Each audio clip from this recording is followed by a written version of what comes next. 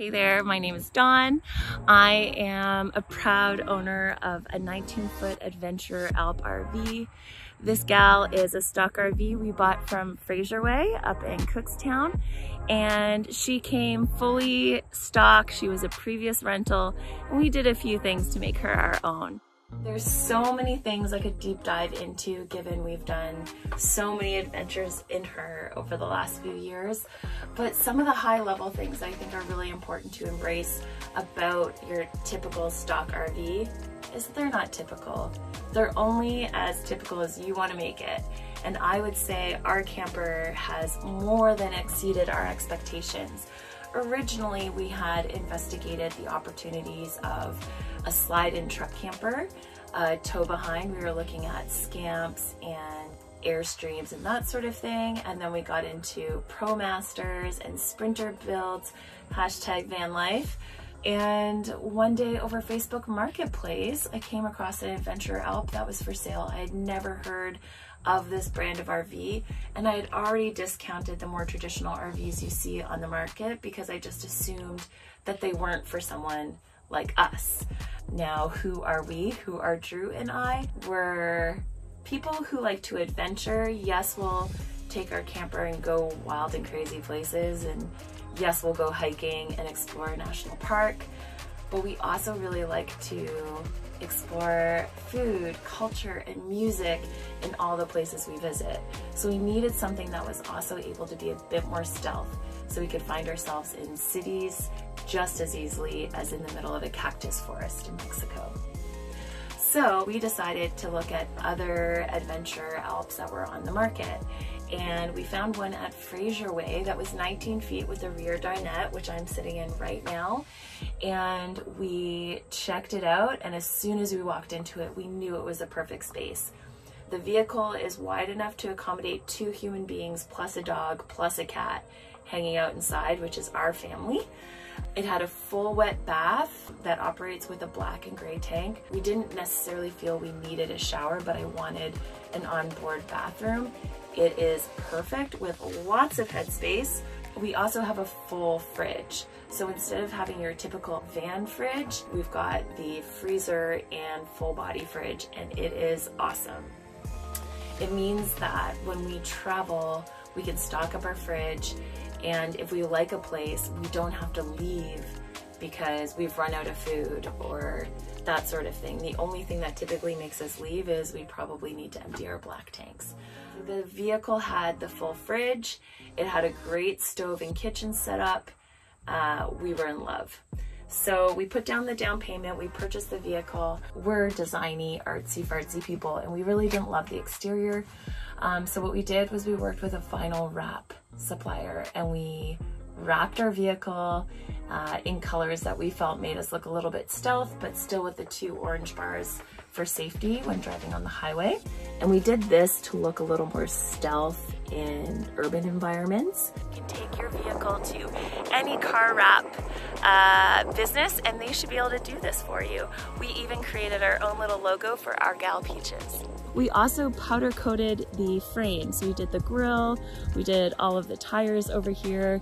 It gives it that more robust, rugged look by removing all of that chrome. We also upgraded our stereo so we could have better sound in the front and the back because we also love music. One of the things that I really love about our adventure RV is the size of the sink. It's a double sink.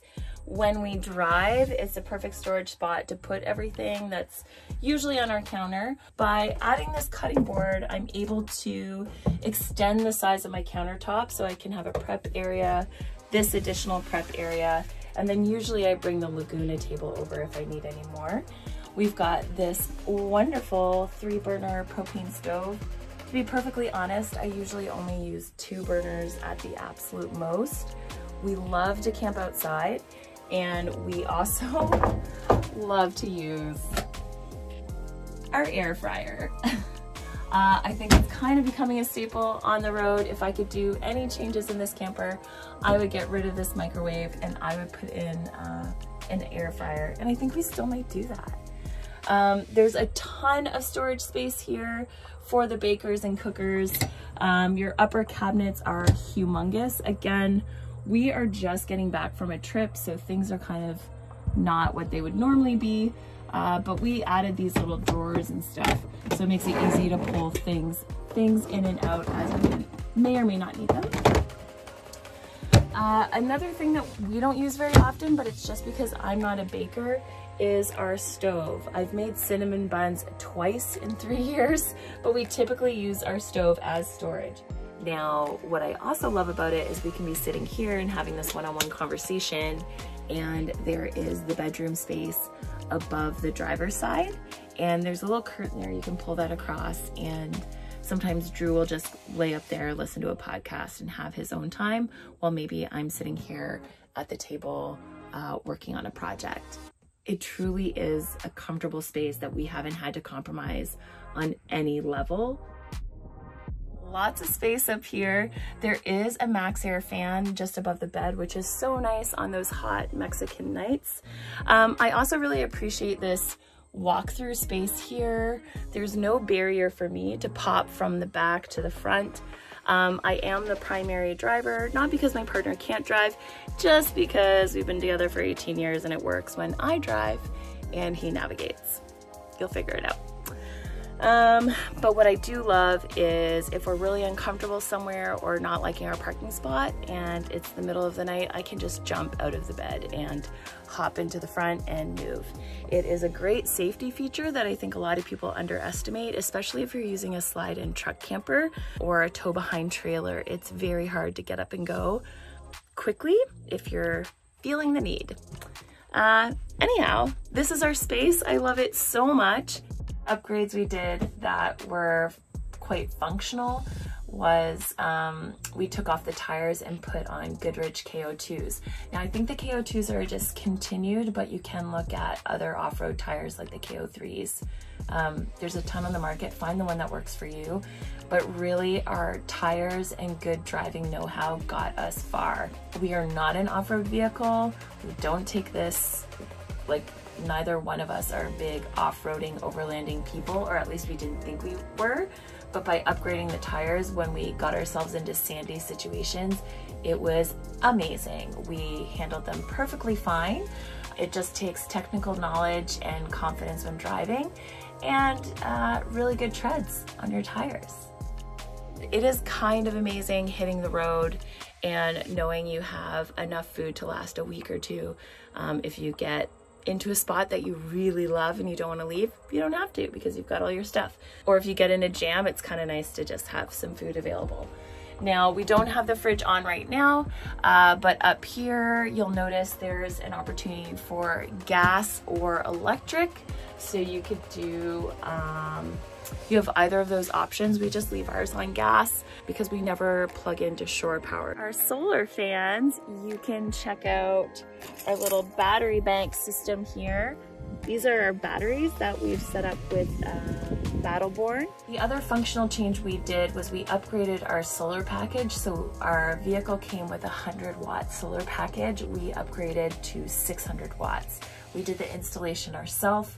We added all the panels up top, as well as the new charger that comes off the alternator. So what does this mean? It means that we now have a vehicle that can be off-grid 24/7. I think in the time that we have owned our vehicle, we have only plugged in to shore power twice in foreign places, and the other times have just been to jumpstart our camper per season. So at the start of every season. And that's it. We live fully off-grid. She's honestly the perfect vehicle. And we've been able to host 6 people around this table. We've played board games. We've hosted large dinners in here. We also become, now that we have this, we kind of become the support vehicle when we go camping. So individuals in tents lean on us for support. And it feels good. It feels great. And we haven't really felt limited at all by the fact that we don't have a 4x4 package. We're very happy with the upgrades that we've done. And this vehicle has taken us to some wild, wild locations. Thou shalt not pass. Anyhow, again, my name is Dawn. I'm a proud owner of a 19-foot adventure RV, and thanks for checking us out.